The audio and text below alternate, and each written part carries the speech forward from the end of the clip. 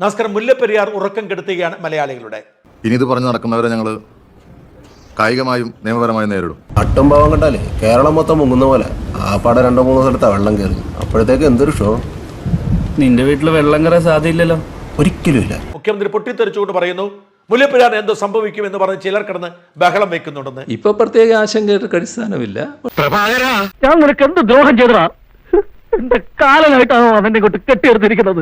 2011 ഭരണമില്ലാതിരുന്ന കാലത്ത് പിണറായി പറഞ്ഞത് മുല്ലപ്പെരിയാർ ഡാം അത്യന്തം അപകടകരമായ നിലയിലാണ് എന്നായിരുന്നു. എന്തോ ഞാൻ അതിന് തന്നാരും വിളിച്ചില്ല. വിളിച്ചു തന്നെയല്ലേ എങ്ങനെയാ? മുല്ലപ്പെരിയാർ ഡാം അത് അത്യന്തം അപകടകരമായ നിലയിലാണ് എന്ന് സാങ്കേതിക വിദഗ്ധരാണ് പറയുന്നത്. അതന്നത്തെ ചോരത്തിളപ്പിന് ഇപ്പൊ എന്ത് ചോര തണുത്തു പോയാ?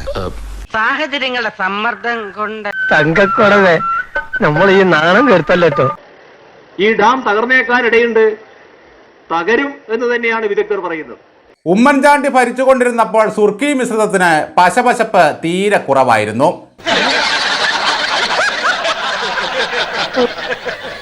അങ്ങനെ സംഭവിച്ചാൽ ഉണ്ടാകുന്ന ദുരിതം വലുതാണ്.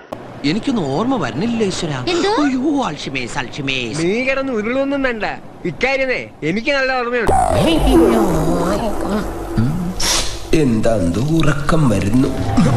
മുല്ലപ്പെരിയാറിന്റെ കാര്യത്തിൽ സംസ്ഥാന ഗവൺമെന്റ് നേരത്തെ സ്വീകരിച്ച വരുന്ന സമീപനങ്ങളുണ്ടല്ലോ, ആ സമീപനം സർക്കാർ തുറന്നു പോവുക തന്നെയാണ്.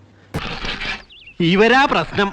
അവിടുത്തെ ജനങ്ങളുടെ അവസ്ഥ എന്താകും? ഇപ്പൊ പെട്ടെന്ന് തന്നെ എന്തെങ്കിലും സംഭവിക്കാൻ പോകുന്നു എന്ന തരത്തിലുള്ള ഒരാശങ്കയും ഉണ്ടാകേണ്ടതായിട്ട്. രാഷ്ട്രീയം കളിച്ച് നാട് പിടിച്ചവരെ കുറിച്ച് പറയാനോ അവരെ തൊടാനോ ഇവിടെ ഒരു പോലീസും ഇല്ല, ഒരു മീഡിയയില്ല, ഒരു വല്ല കാര്യമുണ്ടോ? എന്തിനാണ് ഇങ്ങനെ ഇല്ലാന്ന് നടക്കണേ? കഴിഞ്ഞ ദിവസം മുല്ലപ്പെരിയാറിന്റെ പേരിൽ ഭീതി പടർത്തരുതേ. നിങ്ങൾ മീഡിയക്കാരാണ് അനാവശ്യമായ കോംപ്ലിക്കേഷൻസ് ഉണ്ടാക്കി ജനങ്ങൾക്കിടയിൽ പാനിക് സൃഷ്ടിക്കുന്നത്. ഭീതി പടർത്തിയാൽ കേസെടുക്കുമെന്ന് പ്രഖ്യാപിച്ചത്. ആരെങ്കിലും ഭീതി പരത്തിയാൽ അവറ്റകളെ പിടിച്ച് അകത്തിടുന്ന അവസ്ഥയിലായി. നീ പണ്ണ വേലക്ക് കാപ്പ് വെക്കണം.